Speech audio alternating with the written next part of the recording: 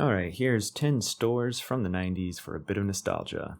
First up, Circuit City. This one, at least where I lived, was always next to a Best Buy, so hitting up both was amazing in case one didn't have what you wanted. Also, coolest actual entrance for a building. They made it into an actual plug. More stores need to do stuff like that.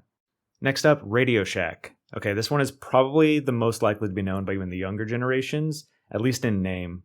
Technically, it still does have some stores open, but they're all independently owned and franchised now, so it gets a spot on the list. Honestly, I'm not entirely sure how Radio Shack lasted as long as it did.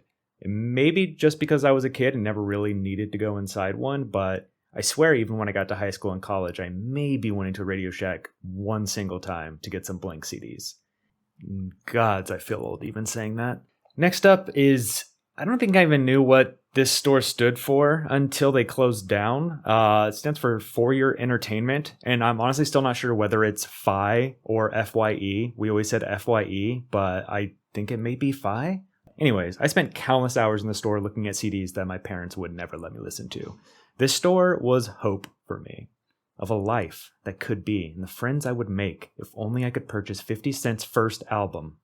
That said, this store wasn't a bust for me, as I did buy way too many posters here back when that was like the one decoration to put in your room to show off your interests. Next, Wet Seal. Have I ever purchased anything at Wet Seal? No. But did I spend hours inside this store in high school as my girlfriend shopped? Absolutely. Out of everything on the list, this may be the store that I haven't even thought of in like 20 years now. I legitimately forgot this ever existed. But seeing how its existence brought absolutely no joy to me, that's not really a surprise. Next is Mvin's. You don't know this one, guarantee your mom probably does. Not a banger, but still a part of my childhood. We had a small mall in my hometown growing up, but the question was always whether we were going to park and enter through JCPenney's or Mvin's. That's it.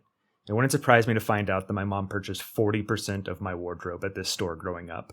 But I don't think I ever bought a single thing for myself here. Though I'd wager that I bought slippers here for my mom or dad's Christmas present like every other year until I went off to college. Next is Sports Authority. I mean, it's in the name. At least where I live, this was one of the spots for all your sports gear.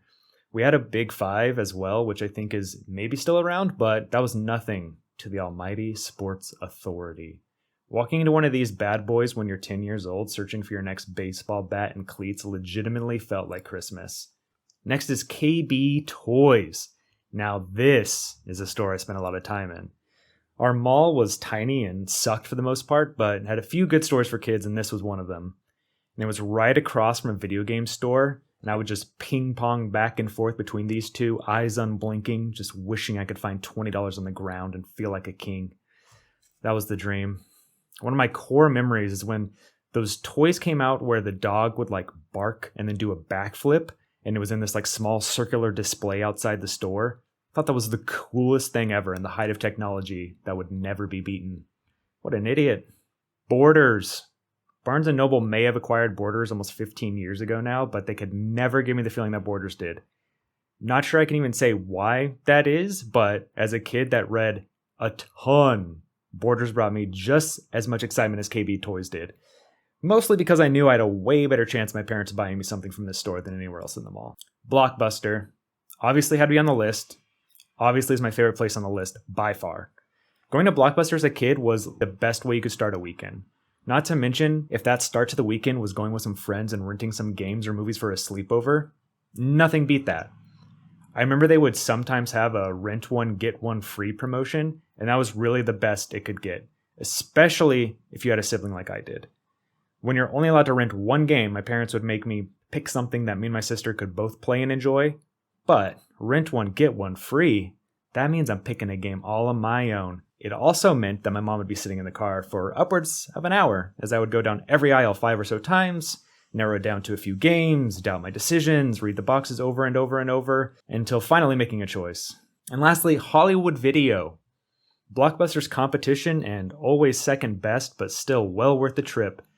The Blockbuster and Hollywood Video were within eyeshot of each other in my hometown, so in the rare occasion that Blockbuster had run out of whatever new movie or game I wanted, it was just a 20-second drive over to Hollywood and a second chance at happiness. Honestly, around the Xbox 360 era of games, I spent more time at this store over Blockbuster because their setup was just way cooler.